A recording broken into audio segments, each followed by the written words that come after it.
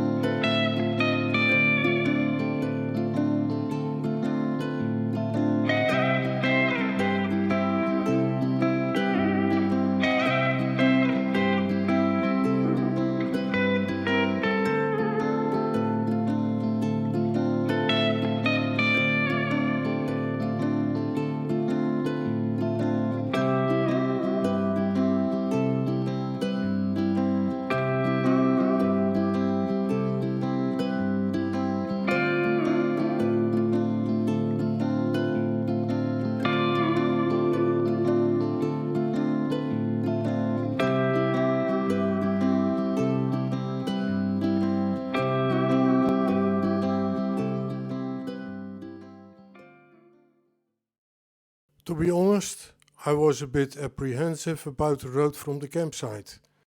There are quite steep parts, but luckily the gravel wasn't too loose, so the slipping and sliding wasn't too bad in the end. The first part of the route was the same as the one to the campsite. However, there was considerably less traffic, so it wasn't even unpleasant to ride. After about 20 kilometers, I got the roads that were unfamiliar to me, but they weren't busy either, and as the road progressed, the landscape became more and more beautiful. I had seen that I could have also continued on the motorway to get to Kookes, but I still followed the suggested route. And to be honest, I haven't regretted that for a second. The road that is indicated in maps as SH30, but where there are signs everywhere on the side with SH40, was, with the exception of a single hole in the road, of good quality asphalt and was a pleasure to ride. Nice and winding with a beautiful view all the time. The only thing that was missing were places with a bit of shade to take a break. The quality of the SH5 was a lot less. There were really big holes in the road and also large sections with a fairly wide crack, so I had to pay attention all the time. But sometimes I was distracted by the view or oncoming traffic, and you still rode through such a hole in the road. But all in all, it was quite doable. On the way to camping Tirana, I did not get a good impression of Albania. I am therefore happy that today I can look back on a very beautiful and nice road and can say, what a roads!